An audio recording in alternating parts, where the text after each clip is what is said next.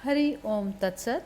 अध्यात्म रामायण किष्किंधा कांड षष्ठ सर्ग। सीता जी की खोज, वानरों का गुहा प्रवेश और स्वयं प्रभा चरित्र।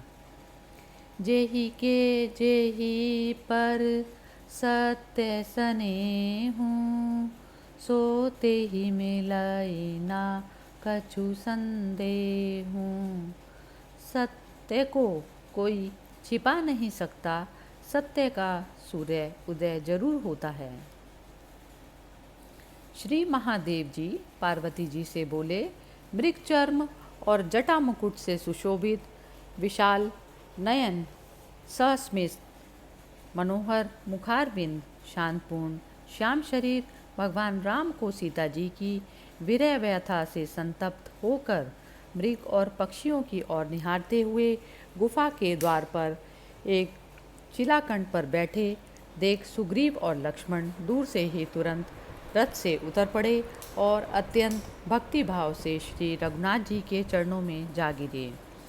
धर्मज्ञ श्री रामचंद्र जी ने सुग्रीव को गले लगाकर उनकी कुशल पूछी और अपने पास बिठाकर उनका यथोचित सत्कार किया। तब सुग्रीव ने भक्तिवश अति विनीत होकर श्री रघुनाथ जी से कहा, भगवान, वानरों की यह महान सेना आ रही है। प्रभु, हिमालय आदि कुल पर्वतों पर उत्पन्न हुए सुमेरु और मंदारचल के समान डील डौल वाले भिन्न भिन्न द्वीप, नदी तट और पर्वतों के ऊपर रहने वाले तथा पर्वत के समान अगणित विशालकाय वानर आ रहे हैं। ये सभी देवताओं के अंश से उत्पन्न हुए हैं। ये इच्छा अनुसार रूप धारण कर सकते हैं और युद्ध करने में भी अति कौशल हैं। हे प्रभु, इनमें से किन्हीं में से एक, किन्हीं में से 10 और किन्हीं में से 10,000 हाथियों का बल है तथा किन्हीं के बल का तो कोई परिमाण ही नहीं है। देखिए, कोई कज्जलगिरी के समान काले हैं, कोई सुवर्ण के समान सुनहरे हैं, किन्हीं का मुख रक्त वर्ण है और किन्हीं के शरीर पर बड़े बड़े बाल हैं। कोई शुद्ध स्फटिक मणि के समान दिखाई पड़ते हैं और कोई राक्षस जैसे मालूम पड़ते हैं। ये सभी वानर युद्ध के लिए अति उतावले हैं, इसलिए गरजते हुए इधर उधर दौड़ रहे हैं। हे प्रभु, ये सब आपकी आज्ञा का पालन करने वाले और फल मूल आदि ही खाने वाले हैं। इनके निर्वाह के लिए आपको कोई चिंता नहीं रखनी पड़ेगी। ये रीछों के अधिपति जामवान बड़े ही वीर और बुद्धिमान हैं। ये 1 करोड़ भालुओं के युद्धपति हैं और मेरे मंत्रियों में अग्रणीय हैं। अपने महान बल और पराक्रम के लिए सर्वत्र विख्यात ये परम तेजस्वी पवन पुत्र हनुमान जी हैं। ये बुद्धिमानों में श्रेष्ठ और मेरे प्रमुख मंत्री हैं।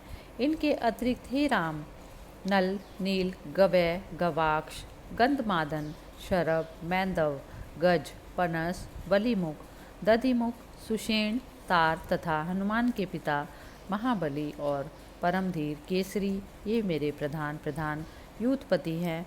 सो मैंने आपको बता दिया। ये सब बड़े महात्मा वीर और इंद्र के समान पराक्रमी हैं तथा इनमें से प्रत्येक करोड़ों वानरों के युद्ध का अधिपति है। ये सभी आपके आज्ञाकारी और देवताओं के अंश से उत्पन्न हुए हैं। ये वाली के पुत्र परम विख्यात श्रीमान अंगद जी हैं। ये भी वाली के समान ही बलवान और राक्षस दल का दलन करने वाले हैं। इस प्रकार ये सब तथा और भी बहुत से वानर वीर आपके लिए प्राण न्यौछावर करने को उद्यत हैं। ये पर्वत शिखर लेकर लड़ा करते हैं और शत्रु का नाश करने में बड़े कुशल हैं। हे रघुश्रेष्ठ, ये सब आपके अधीन हैं।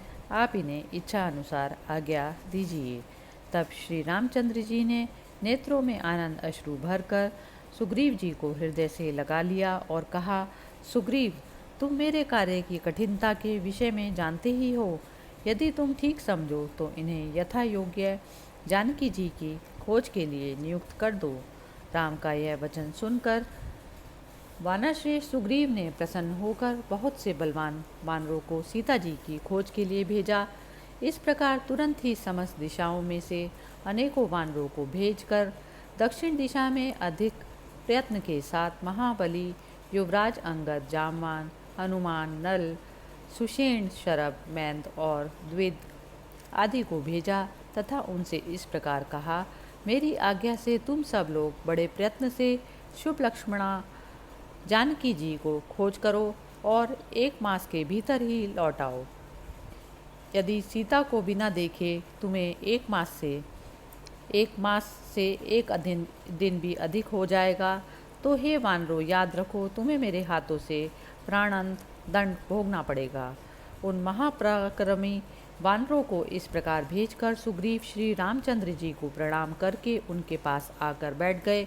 उस समय पवन नंदन हनुमान को आते देख श्री रघुनाथ जी ने कहा, हे कपिश्रेष्ठ, तुम मेरी यह अंगूठी ले जाओ। इस पर मेरे नामाक्षर खुदे हुए हैं। इसे अपने परिचय के लिए तुम एकांत में सीता जी को दे देना। हे कपिश्रेष्ठ, इस कार्य में तुम ही समर्थ हो। मैं तुम्हारा बुद्धि बल अच्छी तरह जानता हूँ। अच्छा जाओ, तुम्हारा मार्ग कल्याण में हो। इस प्रकार वानरराज सुग्रीव के भेजे हुए वे अंगद आदि वानरगण सीता जी की खोज करते हुए पृथ्वी पर जहाँ तहाँ विचरने लगे। घूमते घूमते उन्होंने विंध्याचल के गहन पर्व में जाकर पर्वताकार भयंकर राक्षस देखा जो जंगल के मृग और हाथियों को पकड़ पकड़ कर खा रहा था। कुछ वानरों ने समझा कि यही रावण है। बड़ा किलकिला शब्द करते हुए उसे एक क्षण में ही घूंसों से मार डाला। फिर उसे इतनी सुगमता से मरा हुआ देखकर यह रावण नहीं है ऐसा कहते हुए वे एक दूसरे घोर वन में गए। वहाँ उन्हें प्यास लगी किंतु जल कहीं भी दिखाई नहीं पड़ा। उस भयंकर वन में घूमते घूमते उनके कंठ, ओट और तालू सूख गए। तब उन्होंने वहाँ तृण, गुल्म और लता आदि से ढकी हुई एक विशाल गुफा देखी। उसमें से उन्होंने भीगे हुए पंखों वाला क्रौंच और हंसों को निकलते देखा। तब यह कहकर कि चलो इस गुफा में चलें, उन्होंने वहाँ अवश्य जल होगा। सबसे पहले हनुमान जी उसमें प्रवेश करा। उनके पीछे ही अन्य सब वानर एक दूसरे की बाह में पकड़कर डालकर उत्सुकतापूर्वक उसमें घुस गए। बहुत दूर तक अंधकार में ही जाने के अनंतर उन वानरों ने देखा कि वहाँ स्फटिक मणि के समान स्वच्छ जल से पूर्ण कई सरोवर हैं। उनके पास ही पके फलों के भार से झुके हुए कल्पतरु के समान सुंदर वृक्ष हैं जिनमें शहद के छत्ते लगे हैं। पास ही मणि में वस्त्र अलंकारों से युक्त और दिव्य भक्ष्य भोजन आदि सामग्रियों से परिपूर्ण सर्व गुण संपन्न निर्जन भवन है। उनमें एक दिव्य भवन उन्होंने अति आश्चर्यचकित हो एक रमणी को अकेली सुवर्ण सिंहासन पर विराजमान देखा। वह सुंदरी योगाभ्यास में तत्पर एक योगिनी थी। अपने तेज से वह उस स्थान को प्रकाशित कर रही थी तथा शरीर पर चीर वस्त्र धारण किए उस समय ध्यान कर रही थी। उस महाभागा युवती को देखकर वानरों ने भय और प्रीति से उसे प्रणाम किया। तब उस देवी ने उसकी ओर देखकर कहा, तुम लोग क्यों और कहाँ से आए हो? तुम किसके दूत हो तथा मेरे स्थान को क्यों भ्रष्ट कर रहे हो? यह सुनकर हनुमान जी ने कहा, देवी, मैं आपसे सब वृतांत निवेदन करता हूँ। सुनिए, परम ऐश्वर्य संपन्न महाराज दशरथ अयोध्या के अधिपति थे। उनके महाभाग्यशाली ज्येष्ठ पुत्र राम नाम से विख्यात हैं। वे अपने पिता की आज्ञा मानकर अपनी भार्या और छोटे भाई के सहित वन में आए थे।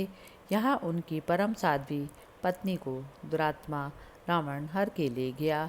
तब वे अपने अनुज के सहित वानरराज सुग्रीव के पास आए। सुग्रीव ने उनसे मित्र भाव हो जाने के कारण हमें यह आज्ञा दी है कि तुम लोग राम की प्राण प्रिया की खोज करो। अतः हम वहीं से आए हैं। यहाँ वन में जानकी को ढूंढते ढूंढते हम जल की आवश्यकता हुई। इससे हम इस भयंकर कंदरा में घुसे और दैव योग से हम यहाँ आ गए। हे शुभे, आप यहाँ किस लिए रहती हैं और कौन है यह हमें बताइए। यह सब देखकर उस योगिनी को बड़ा हर्ष हुआ और वह वानरों से बोली, पहले तुम इच्छा अनुसार फल मूल आदि खाकर अमृत में जलपान करो, फिर मेरे पास आना, तब मैं आराम से तुम्हें अपना सब वृतांत सुनाऊंगी। तब उन वानरों ने बहुत अच्छा कह यथेष्ट फल मूल आदि खाकर जल पिया और फिर प्रसन्नचित से उस देवी के पास आकर हाथ जोड़कर खड़े हो गए। उसके बाद वह दिव्य दर्शना योगिनी हनुमान जी से इस प्रकार कहने लगी, पूर्व काल में विश्वकर्मा की हेमा नाम वाली एवं दिव्य रूपिणी पुत्री थी। उस सुंदरी ने अपने नृत्य से श्री महादेव जी को प्रसन्न किया। प्रसन्न होने पर श्री शंकर ने उसे यह विशाल और दिव्य नगर रहने को दिया। यहाँ वह सुंदर दांतों वाली हजारों वर्ष रही। मैं उसकी सखी दिव्य नामक गंधर्व की पुत्री हूँ। मेरा नाम स्वयं प्रभा है। मुझे मोक्ष की इच्छा है, अतः मैं सर्वदा विष्णु भगवान की उपासना में तत्पर रहती हूँ। पूर्व काल में जब वह ब्रह्मलोक को जाने लगी, तब उसने मुझसे कहा कि तू सब प्रकार के प्राणियों से रहित इस स्थान में ही रहकर तपस्या कर। त्रेता युग में साक्षात अव्यय नारायण राजा दशरथ के यहाँ जन्म लेकर पृथ्वी का भार उतारने के लिए वन में विचरेंगे। उनकी भार्या को ढूंढते हुए कुछ वानर तेरी गुहा में आएंगे। उनका भली प्रकार सत्कार कर तू श्री रामचंद्र जी की प्रयत्नपूर्वक वंदना और स्तुति करके भगवान विष्णु के नित्य धाम को चली जाएगी, जो योगियों को ही सिर्फ प्राप्त होने योग्य है। अतः मैं तुरंत ही भगवान राम का दर्शन करने के लिए जाना चाहती हूँ। तुम लोग अपनी अपनी आंखें मूंद लो, अपनी गुहा के बाहर पहुँच जाओगे। उन्होंने ऐसा ही किया और तुरंत ही पहले वन में पहुँच गए।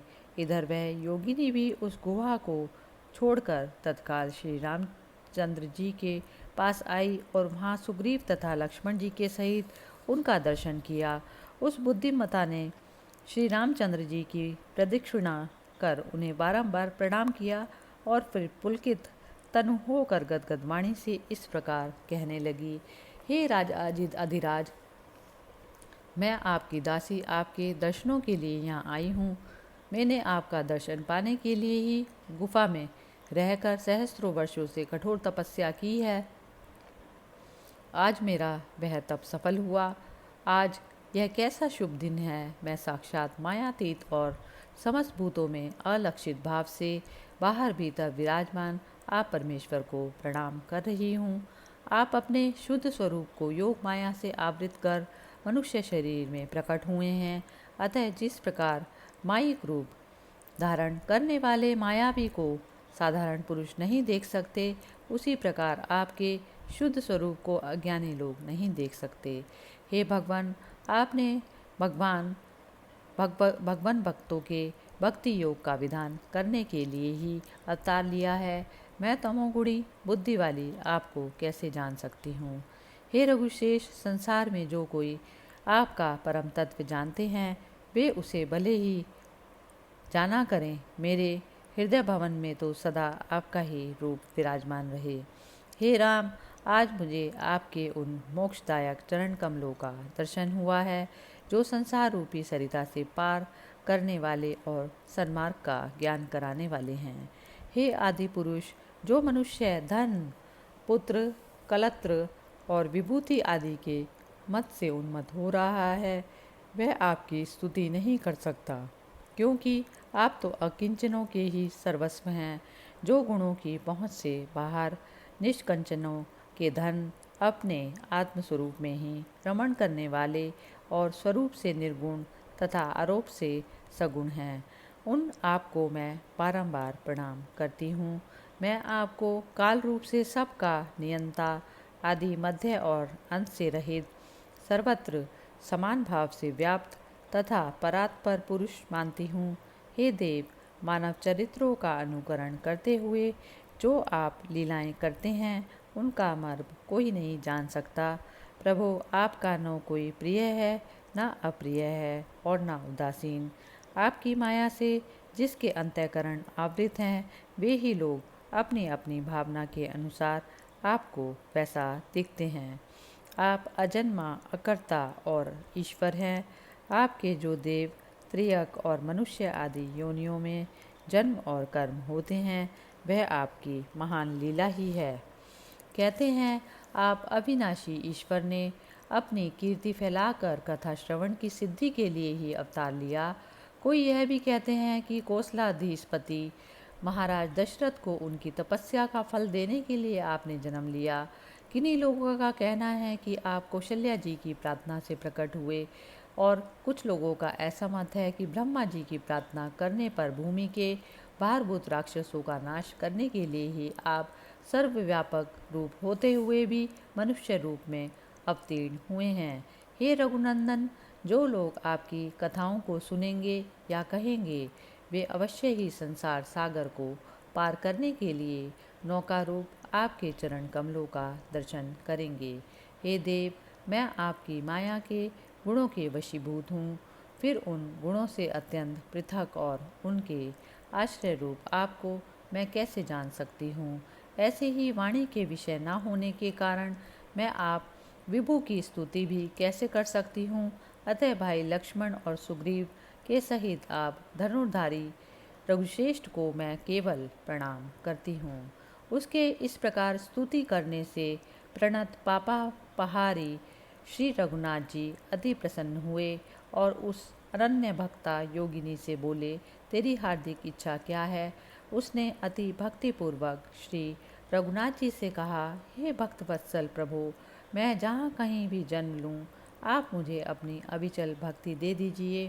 प्रत्येक जन्म में मेरा संग आपके भक्तों से ही हो, संसारी लोगों से ना हो, और मेरी जिव्या सदा भक्तिपूर्वक राम राम ऐसा रटा करे। और हे परमात्मा, हे राम, मेरा मन आपकी उस शोभायमान श्यामल मूर्ति का श्री सीता जी और लक्ष्मण जी के सहित सर्वदा चिंतन करता रहे। और धनुष बाण धारण किए हैं तथा जो पीताम्बरधारी मुकुट विभूषित एवं भुजबंद नुपुर मोतियों की माला कौस्तुभ मणि और कुंडलों से सुशोभित है, हे प्रभु, इसके सिवा मैं कोई और वर नहीं मांगती। तब श्री रामचंद्र जी बोले, हे महाभागे, ऐसा ही होगा। अब तू बद्रिका आश्रम को जा, वहाँ मेरा स्मरण करती हुई तू शीघ्र ही इस पांच भौतिक शरीर को छोड़कर मुझ परमात्मा को प्राप्त हो जाएगी। रघुनाथ जी के ये अमृत के समान मधुर वचन सुनकर स्वयं प्रभा उसी समय पुण्य क्षेत्र बद्रिका आश्रम को चली गई, जहाँ बहुत से बेरों के वृक्ष लगे हुए हैं। वहाँ अपने अंतःकरण में श्री रघुनाथ जी का स्मरण करती हुई वह अंत में शरीर छूटने पर परम पद को प्राप्त हुई। इति श्रीमद् अध्यात्म रामायणे उमा महेश्वर संवादे किष्किंधाकांडे षष्ठ सर्गे समाप्त। हरि ओम तत्सत। मंगल भवन अमंगल हारी, द्रवौ सुदशरथ अजीर बिहारी। जय श्री राम।